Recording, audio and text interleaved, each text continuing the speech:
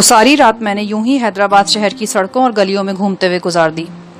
عیسیٰ جان میرے ہاتھ سے نکل چکا تھا۔ سائیں علی اور سروج کا کچھ پتہ نہیں تھا اور صفدر کے پاس میں جانا نہیں چاہتا تھا۔ اگر جانا چاہتا تو شاید پہنچ نہیں سکتا تھا۔ یقینی بات تھی کہ نوابزادی شاہین کی موت کے بعد صفدر نے قانونی چکروں سے بچنے کی عقل مندانہ کوشش کی ہوگی اور مریم میموریل اسپتال سے نکل گیا ہوگا۔ یہ بات بھی یقینی تھی کہ اس نے دوبارہ گھر کا رخ نہیں کیا ہوگا۔ حیدرآباد کی جلتی بجھتی سڑکوں اور گلیوں میں گزاری ہوئی وہ طویل رات میرے لیے ہمیشہ ناقابل فراموش رہے گی۔ میرے سامنے کوئی ٹھکانہ تھا اور نہ ہی کوئی منزل۔ میں بس یوں ہی پاگلوں کی طرح چلتا چلا جا رہا تھا۔ معظم جاہی مارکیٹ، فضل گنج، مین بازار، فاروق آباد اسٹیشن، معلوم نہیں کون کون سے علاقے میری نگاہوں کے سامنے سے گزر رہے تھے۔ روشنیوں، رنگوں اور خوشبوؤں کا یہ قدیم شہر ایک بہت بڑے شبستان کی طرح میری نگاہوں کے سامنے تھا، لیکن مجھ سے بہت دور تھا۔ میں ہر شے کو جیسے دھندلائی ہوئی نظروں سے دیکھ رہا تھا۔ پارک میں گونجتی ہوئی بچوں کی چہکاریں، بازاروں میں لہراتے ہوئے رنگین آنچل، دکانوں کے تھڑوں پر بیٹھی ہوئی بالکنی کی بانکوں کی ٹولیاں، دریچوں سے جھانکتے ہوئے چاند چہرے، کچھ بھی تو مجھ پر اثر انداز نہیں ہو رہا تھا۔ دھیرے دھیرے شہر کی رونقیں ماند پڑ گئیں۔ پارک سنسان، بازار سونے اور دریچے تاریک ہو گئے، لیکن میں سوختہ پا یوں ہی بھٹکتا رہا۔ کسی چوبارے پر ریڈیو بج رہا تھا۔ ایک جگہ پولیس نے ناکا لگا رکھا تھا۔ میں دامن بچا کر ایک گلی میں داخل ہو گیا اور پھر گلیوں گلیوں چلتا یونیورسٹی کے گراؤنڈ کی طرف نکل گیا۔ ایک نیم تلے پتھر کی بینچ پر بیٹھ کر میں سوچنے لگا کہ مجھے کیا کرنا چاہیے۔ کبھی کبھی جی میں آتا کہ آخری بار شاہین کا چہرہ دیکھ لوں، اس سرتاپا محبت کو نگاہوں سے بوسہ دے لوں جو چند ہفتے پہلے ایک طوفان کی طرح میری زندگی میں آئی تھی اور میرے دل و دماغ میں دھومیں مچا کر اچانک مجھ سے بہت دور چلی گئی تھی۔ اپنی تمام خواہش، ارمان اور سپنے اپنے سینے میں سمیٹ کر قبر کی گہرائیوں میں اترنے والی تھی۔ کبھی میں یہ سوچ ذہن سے جھٹک دیتا اور سگریٹ کے لمبے لمبے کش لینے لگتا۔ ایسی بات نہیں تھی کہ میں شاہین کے گھر یعنی نواب فیروز جنگ کی حویلی میں جاتے ہوئے ڈر رہا تھا۔ اگر میں جانا چاہتا تو بڑی سے بڑی مصلحت بھی مجھے نہیں روک سکتی تھی۔ در حقیقت مجھ میں اتنی ہمت نہیں تھی کہ شاہین کا مردہ چہرہ دیکھ سکوں۔ میں چاہتا تھا کہ اس کے زندہ چہرے کا تصور ہمیشہ میرے ذہن میں محفوظ رہے۔ اگلے 24 گھنٹے بھی خواب کی طرح گزر گئے۔ ان 24 گھنٹوں میں بس ایک اہم واقعہ ہوا۔ دوپہر کے وقت میں نے یوں ہی اپنی جیب میں ہاتھ ڈالا تو ایک چھوٹا سا پرچہ ہاتھ میں آ گیا۔ اس پر بڑے بڑے لفظوں میں بس ایک فقرہ لکھا تھا: بخشو کی طرف سے پریشان مت ہونا، وہ میرے پاس ہے، سائیں علی۔ یقیناً یہ پرچہ سائیں علی یا سروج نے میری جیب میں رکھا تھا۔ اگر یہ اطلاع صحیح بھی تھی تو مجھے کوئی خاص خوشی نہیں ہوئی۔ خوشی کے لیے میرے دل و دماغ میں گنجائش ہی نہیں تھی۔ ان 24 گھنٹوں میں میں نہ جانے کہاں کہاں بھٹکا تھا، سویا بھی تھا یا نہیں، کچھ کھایا بھی تھا یا نہیں۔ شاہین کی مترنم ہنسی مسلسل میرا تعاقب کر رہی تھی۔ جب اس ہنسی کی باز گشت کربناک ہو جاتی تو عیسیٰ جان کا چہرہ بے پناہ نحوست کے ساتھ میرے تصور میں گھومنے لگتا۔ میری رگوں میں خون کی جگہ سیال آگ دوڑنے لگتی۔ غیظ و غضب کی اسی حالت میں نے ایک چوک میں ایک ٹریفک کانسٹیبل کو بری طرح پیٹ ڈالا۔ وہ ایک غریب کوچوان کو چابک سے مار رہا تھا۔ مجھ سے برداشت نہ ہو سکا۔ میں نے 2-3 گھونسوں میں اس کے ناک منہ سے خون چھڑا دیا۔ عقل کی کسوٹی پر پرکھا جاتا تو میرا یہ اقدام بے حد خطرناک اور غیر محتاط تھا۔ صرف 36 گھنٹے پہلے میں بہار کالونی میں قتل کر چکا تھا۔ ایک قاتل کی حیثیت سے مجھے کہیں چھپ جانا چاہیے تھا، لیکن میں 1.5 دن سے نہ صرف آوارہ سڑکوں پر پھر رہا تھا بلکہ ایک پولیس والے کو بھی پیٹ ڈالا تھا۔ لیکن میرا یہ بے حد خطرناک رویہ بھی میرا کوئی نقصان نہ کر سکا۔ موقع پر موجود بہت سے لوگوں کی ہمدردیاں میرے ساتھ ہو گئی تھیں۔ اس سے پہلے کہ مضروب کا ساتھی اہلکار وائرلیس پر امداد طلب کرتا یا کوئی پولیس موبائل موقع پر پہنچتی، ایک کار والے نے مجھے لفٹ دے دی اور موقع سے نکال کر لے گیا۔ کار والے نے مجھے عثمانیہ مسجد کے قریب اتارا تھا۔ میں مسجد کے عقب میں واقع ایک چھوٹے سے سرسبز گراؤنڈ میں جا بیٹھا۔ مجھے بیٹھے ہوئے 4-5 منٹ ہی گزرے تھے کہ کسی نے میرے کندھے پر دھپ مارا۔ یہ وہی کندھا تھا جس پر بہار کالونی میں ایک عورت نے لکڑی کا وزنی پایا رسید کر دیا تھا۔ دھپ لگنے سے میرے پورے بازو میں درد کی لہر دوڑ گئی۔ میں نے بھنا کر پیچھے دیکھا۔ وہاں سائیں علی موجود تھا۔ اوے شفیع محمد، تو بندہ ہے کہ شتر مرغ؟ کچھ پتہ ہی نہیں چلتا تیرا کہ کس طرف کو رخ کرے گا اور کہاں چھپ کر بیٹھے گا؟ ہم 2 روز سے پاگل ہو گئے تجھے ڈھونڈ ڈھونڈ کر۔ میں نے دیکھا سائیں علی کے ساتھ زید دورانی بھی موجود تھا۔ اس کی موجودگی حیران کن تھی۔ میں اٹھ کھڑا ہوا۔ دورانی نے مجھ سے ہاتھ ملایا اور مسکرا کر بولا، سائیں صاحب درست فرماتے ہیں، ہم نے آپ کو بہت تلاش کیا ہے۔ کیوں؟ میری کیا ضرورت پڑ گئی تھی؟ یہ سائیں صاحب کل صبح میرے گھر آئے تھے، آپ کا پوچھ رہے تھے۔ میں نے کہا وہ تو چلے گئے ہیں، تو کہنے لگے کہ انہیں ڈھونڈنا ہے، ہر صورت میں ڈھونڈنا ہے، بس کل سے جگہ جگہ تلاش کر رہے ہیں آپ کو۔ سائیں علی تنک کر بولا، یہ کیا پولیس والوں کی طرح سوال جواب کر رہے ہو ہم سے؟ چلو اٹھو، ساتھ چلو۔ کہاں؟ جہاں میں لے جاؤں، اور تمہیں پتا ہے میں کسی اچھی جگہ ہی لے کر جاؤں گا۔ میرے ساتھ جنات ہوتے ہیں، اور جنات کسی ایری غری نتھو خری جگہ پر قیام نہیں کر سکتے۔ بڑی صاف ستھری مخلوق ہوتی ہے یہ، اور پڑھے لکھے جنات کی تو بات ہی اور ہوتی ہے۔ ایسے جنات ہماری دنیا میں داخل ہوتے ہی ناک پر رومال رکھ لیتے ہیں۔ وہ حیران ہوتے ہیں کہ ہم انسان ہیں یا بھوت، جو اتنی دھواں اور بدبودار دنیا میں بھی زندہ ہیں۔ پھر وہ میرا ہاتھ تھام کر بولا، چلو شاباش، دیر مت کرو، ہمیں اور بھی بہت سے کام کرنے ہیں۔ میں بے دلی کے ساتھ سائیں علی اور درانی کے ساتھ چل پڑا۔ کچھ فاصلے پر وہی سفید کار کھڑی تھی جو میں نے درانی کی کوٹھی میں دیکھی تھی۔ ہم کار میں بیٹھے اور روانہ ہو گئے۔ راستے میں نے درانی سے پوچھا کہ اس کی بیوی اور بچے کا کیا حال ہے۔ وہ بولا، دونوں خیریت سے ہیں۔ عفت پرسوں سے کئی بار آپ کے بارے میں پوچھ چکی ہے۔ یقین کریں ہمارے پاس وہ الفاظ نہیں جن سے ہم آپ کا شکریہ ادا کر سکیں۔ آپ نے ہمیں نئی زندگی دی ہے، کاش ہم آپ کے لیے کچھ کر سکیں۔ زری خان کا کیا بنا؟ اسے پولیس کے حوالے کر دیا ہے۔ مسٹر درانی، بے شک زری خان مجرم ہے، لیکن ایک بات آپ نے بھی محسوس کی ہوگی، وہ مذہبی جوش رکھنے والا ایک جذباتی نوجوان ہے۔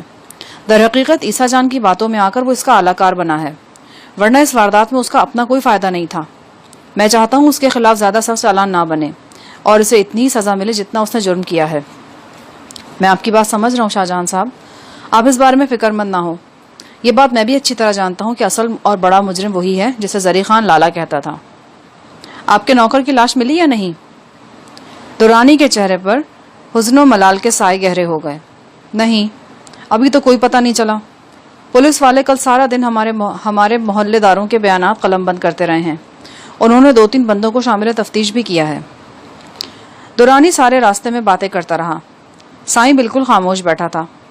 درانی کی باتوں سے اندازہ ہو رہا تھا کہ اسے اپنی بیوی پر ٹوٹنے والے ظلم کا پتہ چل چکا ہے۔ وہ جان چکا ہے کہ لالا یعنی عیسیٰ نامی ڈاکو 4 روز تک اس کے اہلیہ کی عزت پامال کرتا رہا ہے۔ تاہم وہ ایک روشن خیال اور وسیع قلب شخص نظر آتا تھا۔ اس سے توقع کی جا سکتی تھی کہ وہ اس سانحے کے اثرات سے نکلنے میں اپنی نومسلم بیوی کی مدد کرے گا۔ درانی ویسے بھی ایک ہمدرد اور مخلص شخص معلوم ہوتا تھا۔ مسلمان ہونے کے ناطے بھی وہ میرے لیے اپنے دل میں نرم گوشہ محسوس کر رہا تھا۔ اس کا جی چاہ رہا تھا کہ وہ کسی طور پر میری مدد کرے، اور اسی لیے وہ میرے بارے میں زیادہ سے زیادہ جاننے کی کوشش بھی کر رہا تھا۔ میرے لیے یہ ممکن نہیں تھا کہ اسے زیادہ کچھ بتاؤں۔ میں صرف یہیں تک محدود رہا کہ میں یہاں عیسیٰ جان کی تلاش میں ہوں اور اس سے اپنا کوئی پرانا حساب چکتا کرنا چاہتا ہوں۔ ہماری منزل حیدرآباد کا ایک 5 اسٹار ہوٹل تھی۔ سائیں علی، جس کے لباس اور ہاتھ پاؤں پر میل کی تہیں جمی ہوئی تھی، اسی ہوٹل کے اپارٹمنٹ میں مقیم تھا۔ وہ ایک انوکھا شخص تھا، کسی بھی وقت کہیں بھی پایا جا سکتا تھا۔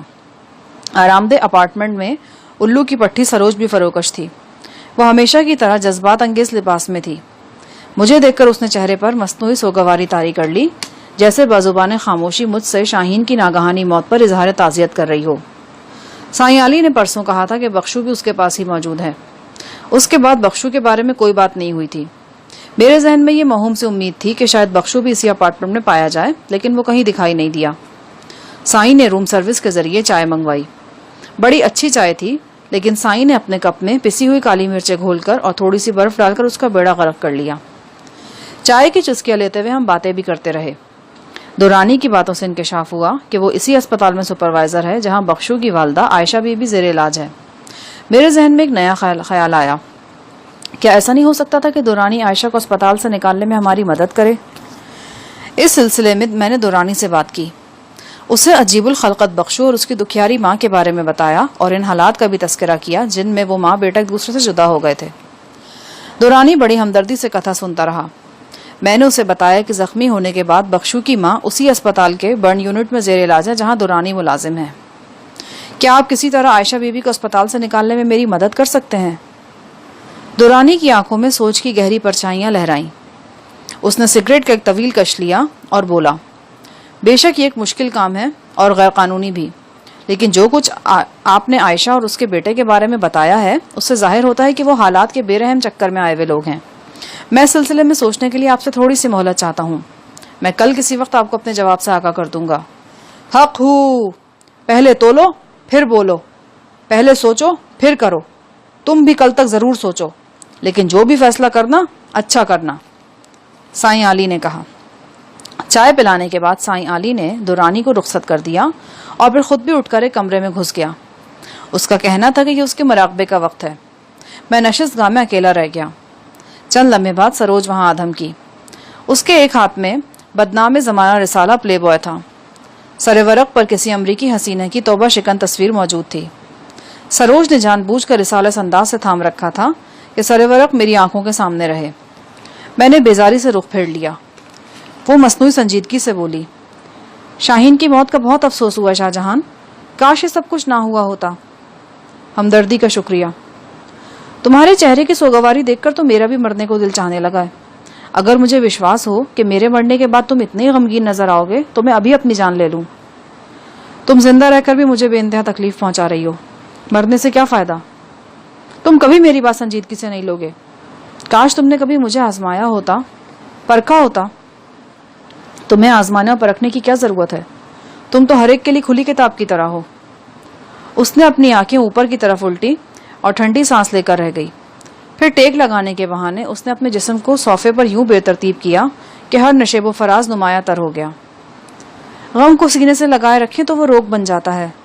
غم کو غلط کرنے کی کوشش کیا کرو. کہو تو ایک جام بنا لاؤں تمہارے لیے. اس کی یہ بے وقت پیشکش مجھے زہر لگی. میں نے کہا, سائیں علی کسی وقت غصے میں آ کر تمہیں جوتے مارتا ہے تو وہ ٹھیک ہی کرتا ہے. تم ہو اسی قابل.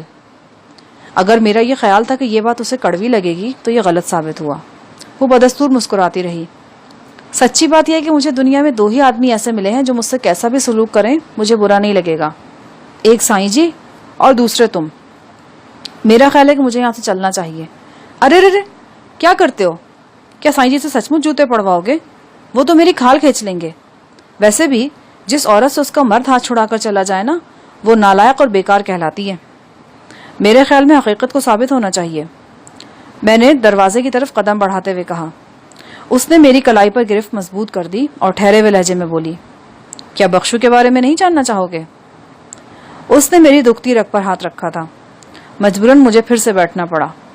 اس نے میری انگلیوں سے سگریٹ کھینچا اور بڑے خوبصورت انداز میں 2-3 چھوٹے چھوٹے کش لگا کر پھر سے میری انگلیوں میں اڑس دیا. ہائے رام, اتنا تیز تمباکو پیتے ہو تم؟ وہ گلا مسل کر بولی. میں نے کوئی جواب نہیں دیا. اس ڈر سے کہ کہیں میں پھر اٹھ کر نہ چلا جاؤں, اس نے دوبارہ میرا ہاتھ تھام لیا. کچھ دیر میری کلائی کی گھڑی کو سلاتی رہی, پھر بولی, بخشو واقعی سائیں جی کے پاس ہے. وہ تمہارے اکبر نگر والے گھر سے نکل گیا تھا. اگر گلیوں میں گھومنے لگتا تو شاید لوگ اسے پتھر مار مار کر ختم کر ڈالتے. اس کے لیے تمہیں سائیں جی کا شکر گزار ہونا چاہیے کہ انہوں نے اسے بہلا پھسلا کر اپنے ایک مرید کی کار میں بٹھایا اور محفوظ ٹھکانے پر لے آئے. اب وہ کہاں ہیں؟ اسی مرید کے گھر میں جس کی کار اس میں سے لایا گیا تھا. یہاں سے زیادہ دور نہیں ہے وہ جگہ. آج صبح بھی میں اور سائیں جی سے مل کر آئے ہیں. وہ ٹھیک تو ہے نا؟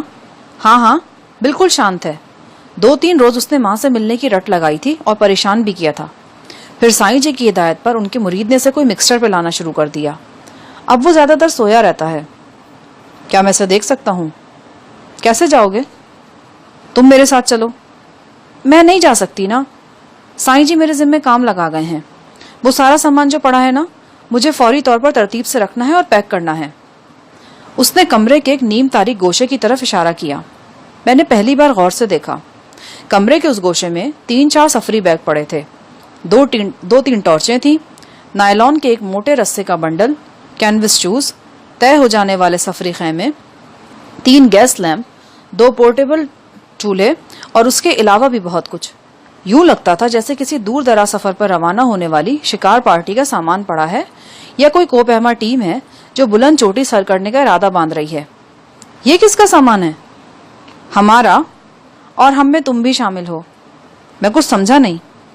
سائی جی نے سب کچھ تو تمہیں بتا دیا تھا اور تمہیں تمہارے مدراس کے ٹکٹ بھی دکھا دیے تھے. بھائی ہم روانہ ہونے والے ہیں سفر پر, اور یہ ساری شاپنگ اسی سلسلے میں کی گئی ہے. میری سمجھ میں کچھ نہیں آ رہا تھا. اسی دوران میں سائیں علی بھی باہر آ گیا.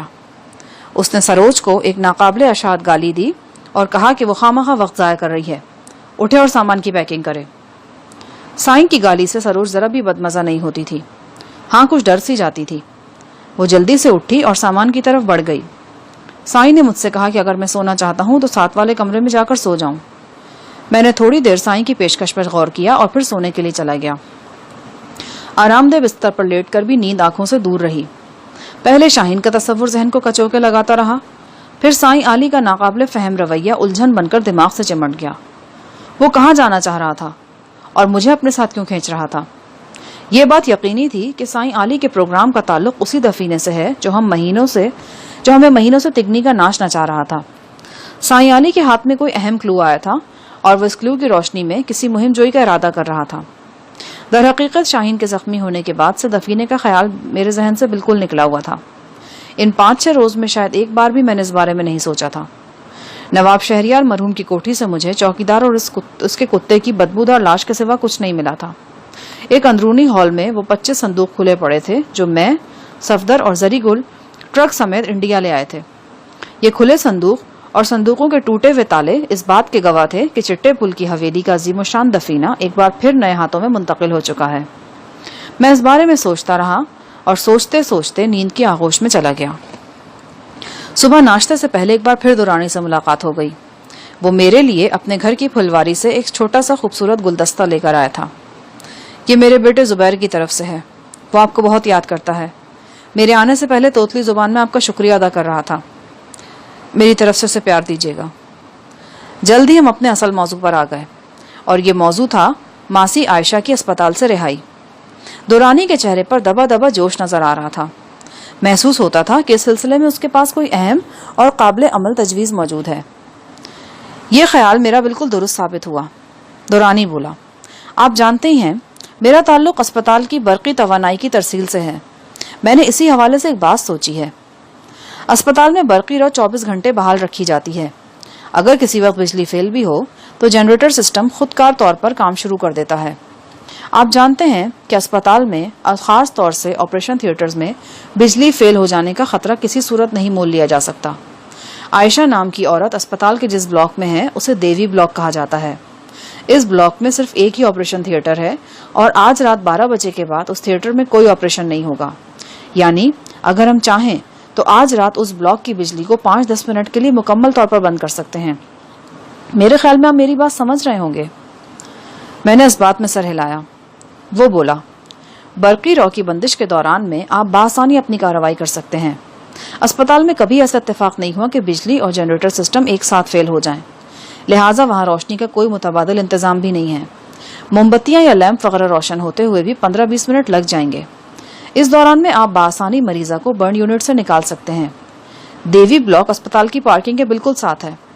ब्लॉक के साथ ही पार्किंग लॉट और मेन गेट की रोशनी भी चली जाएगी और आपको मरीजा के निकालने में बहुत आसानी रहेगी। दुरानी की तजवीज़ काबिल गौर थी। हमने करीबन 1 घंटे तक उस तजवीज़ के मुख्तलिफ पहलुओं पर गौर किया और मासी आयशा को अस्पताल से निकालने का लाहे अमल तैयार कर लिया। उसी रात 12 बजे मैं अस्पताल के सब्जाजार में मौजूद था। मैं दुरानी की गाड़ी पर आया था। गाड़ी की चाबी मेरी जेब में थी। जो ही घड़ी की सुइयां 12 के हिस्से पर 1 हुई, मैं अपनी जगह से उठ खड़ा हुआ। मेरे हाथ में 2-3 दवाएं थीं। इन दवाओं ने मुझे बर्न यूनिट के दाखिली दरवाजे से गुजरने में मदद दी। यहाँ करख चहले वाला एक निगरान खड़ा था और हर आने जाने वाले को कड़ी निगाह से घूरता था और अक्सर को रोक भी लेता था। मेरे अंदाज में तेजी और दाएं हाथ में दवाएं देखकर उसने मुझे अंदर जाने दिया। मैंने एक राहदारी तय की और यूनिट के जनाना वार्ड की तरफ सामने पहुंच गया। मेरी जेब में भरा हुआ कॉलर पिस्टल मौजूद था। पिंडली से मखसूस रामपुरी खंजर भी बंधा हुआ था। वार्ड के सामने से गुजरते हुए मैंने मासी आयशा का बिस्तर देख लिया था और इन पुलिस अहलकारों को भी देख लिया था जो मासी की निगरानी के लिए मौजूद थे। उनमें एक गदले जैसी लेडी कांस्टेबल थी जो वार्ड के अंदर ही खाली बिस्तर पर नींद दराज थी। 2 मर्द अहलकार थे। वो वार्ड से बाहर कुर्सियां डाले बैठे थे और अस्पताल के किसी मुलाजिम से गपशप करने में मसरूफ थे। वो बिल्कुल रिलैक्स नजर आ रहे थे, जैसे ड्यूटी देने के बजाय छुट्टी गुजार रहे हों। ताहम उनके कंधों पर खुदकार राइफलें मौजूद थीं और यकीनन वो इन राइफलों का इस्तेमाल भी जानते थे। मैंने मासी की सिर्फ एक झलक देखी। वो काफी कमजोर नजर आ रही थी। इतनी रात गए भी वो जाग रही थी और अपने लावारिस बख्शू के बारे में सोच रही थी। یا شاید پھر ان خونی واقعات کے بارے میں جنہوں نے ایک دم اس کی جمی جمائی زندگی کو تہو بالا کر ڈالا تھا۔ میں زنانہ وارڈ کے سامنے سے گزر کر راہداری کے آخری سرے پر چلا گیا اور کھڑکیوں میں سے نیچے پارکنگ لاٹ کا جائزہ لینے لگا۔ جو ہی میری گھڑی نے 12:05 کا وقت بتایا، در و دیوار اچانک گہری تاریکی میں ڈوب گئے۔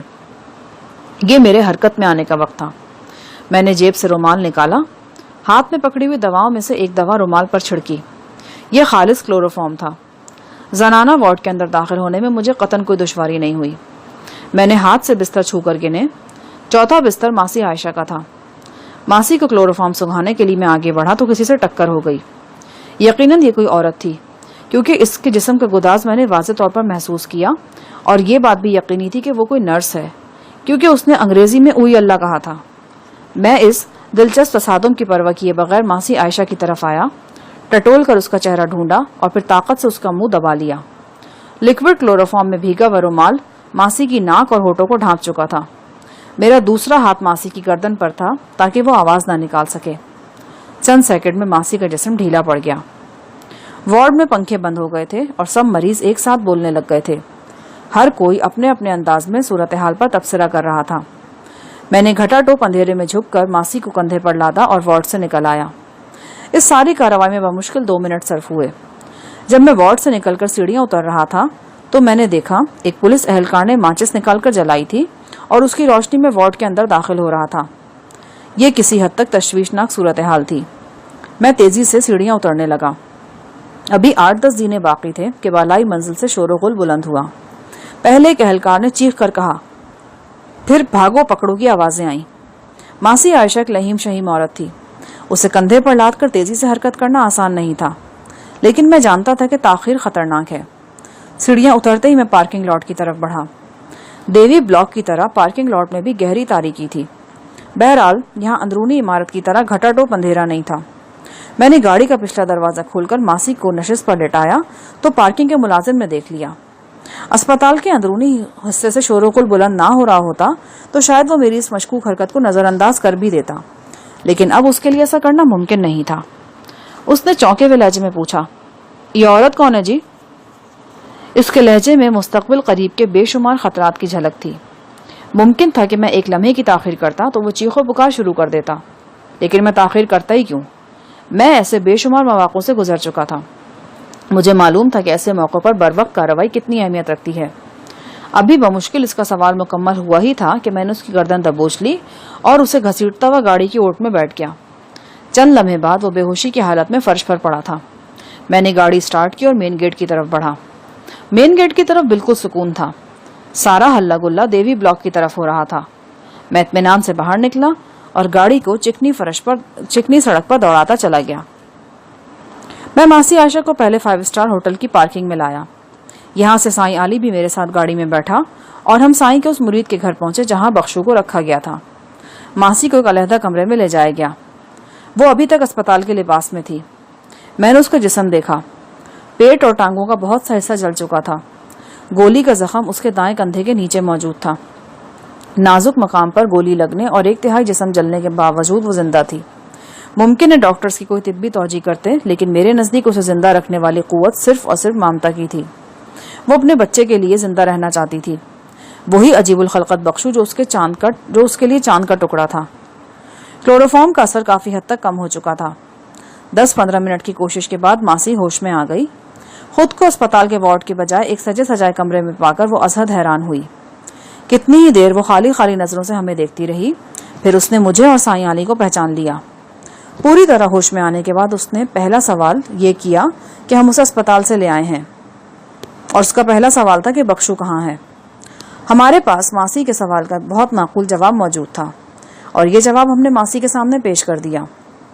میں ساتھ والے کمرے سے بخشو کو لے کر ماسی عائشہ کے سامنے پہنچا تو اس کی بجھی ہوئی آنکھوں میں ممتا کے 1000 چراغ جل اٹھے۔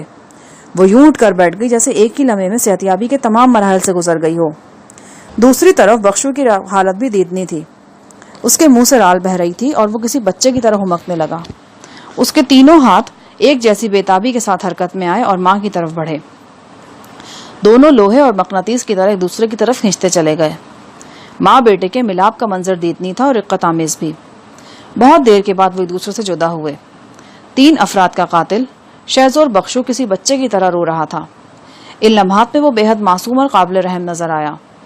میں بخشو کے بارے میں ایک اہم فیصلہ کر چکا تھا اور یہ فیصلہ تھا بخشو اور اس کی ماں کو قانون کی گرفت سے بچانے کا.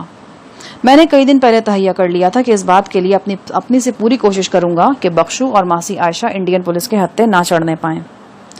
اگلے روز الگ صبح میں نے اس شخص سے رابطہ کرنے کا فیصلہ کیا جو بخشو اور اس کی ماں کو قانون کے آہنی شکنجے سے بچانے میں میری مدد کر سکتا تھا. میری مراد مسٹر جی کلارک سے تھی. اس امریکی ارب پتی کے پاس بے پناہ دولت کی صورت میں انگوٹھی کا ایک ایسا جن موجود تھا جو ہر ناممکن کام کو ممکن بنا سکتا تھا.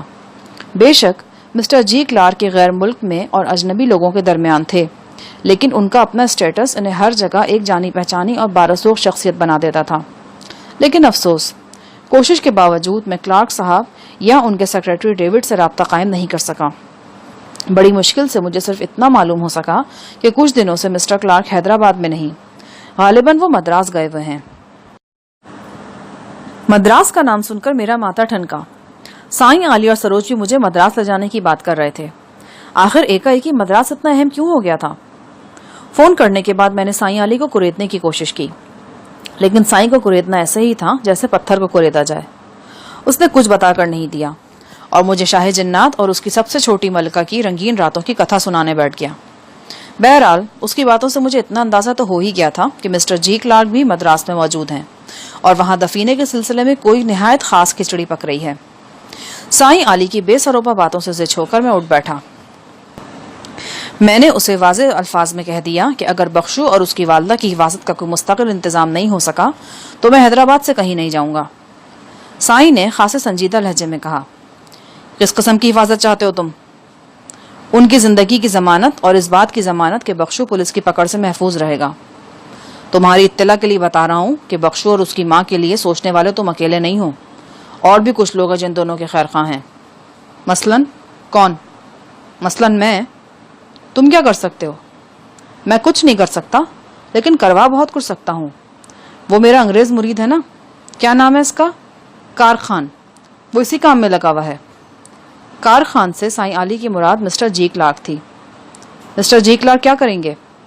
وہ بہت کچھ کر سکتا ہے. وہ صرف اس انتظار میں تھا کہ بخشو کی ماں رہا ہو جائے. جیسے تم چند ماہ پہلے منار پورٹ سے سمندر پار کر کے سری لنکا جا پہنچے تھے نا، ایسے ہی یہ ماں بیٹا بھی سری لنکا پہنچ جائیں گے. وہاں یہ 1.5-2 ماہ حفاظت سے رہیں گے، پھر انہیں وہاں کسی بحری جہاز کے ذریعے تھائی لینڈ یا ہانگ کانگ بھیج دیا جائے گا. سائیں علی بڑی سنجیدگی سے بات کر رہا تھا. اس نے بحری جہاز کا ذکر کیا تو مجھے یاد آیا کہ مسٹر جی کلارک کی اپنی شپنگ کمپنی بھی ہے. اس کی کمپنی کے مال بردار جہاز بمبئی، کراچی اور کولمبو تک آتے جاتے تھے. اگر مسٹر جی کلارک نے واقعی بخشو اور اس کی ماں کو انڈیا سے فرار کرانے کا منصوبہ بنایا تھا تو یہ بات قرین قیاس تھی کہ انہیں جس جہاز پر سری لنکا سے نکالا جاتا وہ ان کا کوئی ذاتی جہاز ہی ہوتا. بہرحال جب تک مسٹر جی کلارک سے بالمشافہ بات نہیں ہوتی اس سلسلے میں کچھ یقین سے نہیں کہہ سکتا تھا. سائیں نے مجھے سوچ میں دیکھا تو کندھے پر زوردار ہاتھ مارا. اوے پاگل خانے، تو کن چکروں میں پڑ گیا ہے؟ یہ سب کچھ بھول جا، بس سمجھ لے کہ یہ ساری ذمہ داری اب میری ہے. اب تو چلنے کی تیاری کر فٹافٹ. بڑی مشکل سے ٹکٹوں کی تاریخ آگے کروائی ہے. کل صبح 7 بجے ہمیں نکل جانا ہے حیدرآباد سے. اور ہاں، تیرے لیے ایک اچھی خبر بھی ہے. وہ تیرا یار الو کا پٹھا وہ بھی مل گیا ہے. میرے جنات نے بڑی مشکل سے کھوج لگایا اس کا. اسٹیشن کے قریب ایک ہوٹل میں ٹھہرا ہوا ہے، لیکن بدبخت ہے بڑی ٹیڑھی کھیر. اسے یہاں لانا آسان نہیں ہوگا. میرا خیال ہے تم خود چلے جاؤ اور اسے یہاں لے آؤ. میں سمجھ گیا کہ سائیں علی صفدر کا ذکر کر رہا ہے. جن جنات نے اسے ڈھونڈا ہے وہ اسے اٹھا کر یہاں بھی تو لا سکتے ہیں. لا تو سکتے ہیں، لیکن جنات پھر جنات ہوتے ہیں. کوئی اس کی ٹانگ لے آئے گا تو کوئی ہاتھ. بہتر ہے کہ تم خود جاؤ اور اسے جا کر بتاؤ کہ ہم ایک یادگار سفر پر جا رہے ہیں. اگر وہ رہ گیا تو ساری زندگی پچھتائے گا. اچھا، میں سوچتا ہوں اس بارے میں، لیکن مجھے ایک بات بتاؤ. پوچھ شفیع محمد پوچھ، تجھے اجازت لینے کی کیا ضرورت ہے بھلا؟ سائیں تمہاری باتوں سے پتہ چلتا ہے کہ تم نوابزادی شاہین کے بارے میں سب کچھ جان چکے ہو اور تم نے اپنی اس چنڈال مریدنی کو بھی سب کچھ بتا دیا ہے. کیا میں غلط کہہ رہا ہوں؟ بالکل ٹھیک کہہ رہے ہو. آگے بولو. آگے یہ کہنا ہے، بلکہ درخواست کرنی ہے کہ اپنی یہ اطلاعات صرف اپنے تک رکھو. میرا مطلب ہے بخشو کی ماں اور بخشو کو نوابزادی کی موت کا پتہ نہیں چلنا چاہیے. وہ کیوں؟ وہ اس لیے کہ وہ دونوں اور خاص طور سے بخشو نوابزادی سے بہت انس رکھتا تھا. نوابزادی کی موت کا سن کر وہ بہت وائویلا مچائے گا. دوسری طرف ماسی کی بھی حالت ایسی نہیں ہے کسی کو سخت صدمے والی خبر سنائی جائے. خلاف توقع سائیں علی نے میری درخواست پر کوئی اوٹ پٹانگ تبصرہ نہیں کیا اور میری بات مان لی. ایک بات اور ہے, اگر تم برا نہ مانو تو. تم نے ایک بات کا پوچھا تھا, بہرحال کہو, تمہیں تو انکار نہیں کر سکتا نا. میں نے کہا, جیسے کہ تم اور بہت سی باتیں جانتے ہو تو تمہیں یقیناً یہ بھی پتا ہوگا کہ میں نے مسٹر جی کلارک صاحب کو نوابزادی شاہین کے بارے میں کچھ نہیں بتایا تھا. مجھے اس بارے میں کچھ نہیں پتا. بہرحال تو اپنی بات پوری کر.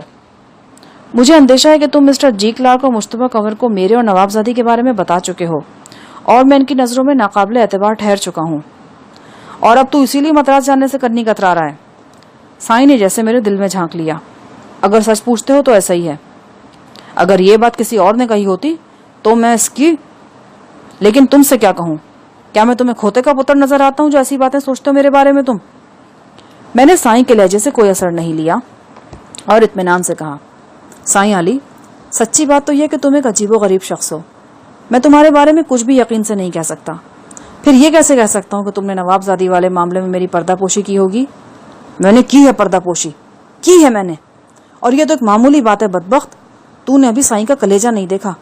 تجھے پتہ ہی نہیں کہ اس میں کیا کچھ سما جاتا ہے. جا جا, میرے منہ نہ لگ. اب یہ بچہ ہے تو. چلا جا یہاں سے. میں نے تجھے معاف کیا, میرا اللہ بھی تجھے معاف کرے. میں اطمینان سے سگریٹ سلگاتا رہا, لیکن اس اطمینان میں ہوشیاری بھی شامل تھی. میں سائیں علی کی طرف سے پوری طرح چوکس تھا. اس گھن چکر کا کوئی بھروسہ نہیں تھا. کیا پتا غصے سے بے قابو ہو کر اچانک میرے سر پر لٹھی دے مارتا. سائیں علی کچھ دیر شدید غصے کی کیفیت میں رہا اور پھر حیرت انگیز طور پر ایک دم نارمل ہو گیا. اس کے موڈ کو بحال ہوتا دیکھ کر میں نے کہا, سائیں, تم میری پریشانی کو سمجھنے کی کوشش کرو. تم نے نوابزادی والی بات اپنی مریدنی سروج کو بھی بتا دی ہے, اور یہ وہی مریدنی ہے جو اپنی غلطیوں کی وجہ سے گاہے بگاہے تمہارے ہاتھوں پٹتی بھی رہی ہے. اگر غلطی سے یا نافرمانی کرتے ہوئے اس نے یہ بات لیک آؤٹ کر دی تو پھر تم میرے ذاتی معاملات میں ٹانگ اڑانے کی کوشش مت کرو. جب میں تمہیں ضمانت دے رہا ہوں کہ نوابزادی والی بات سے تمہیں کوئی نقصان نہیں پہنچے گا تو پھر تمہیں اس سے کیا؟ میں اپنے ایک مرید کو بتاؤں یا 100 مریدوں کو بتاؤں یا 500 مریدنیوں کو؟ اسی دوران میں سروج اندر داخل ہو گئی. وہ سائیں علی کا پسندیدہ مشروب یعنی برف والی چائے لے کر آئی تھی. اس کی آمد پر میں اور سائیں علی دونوں ہی خاموش ہو گئے.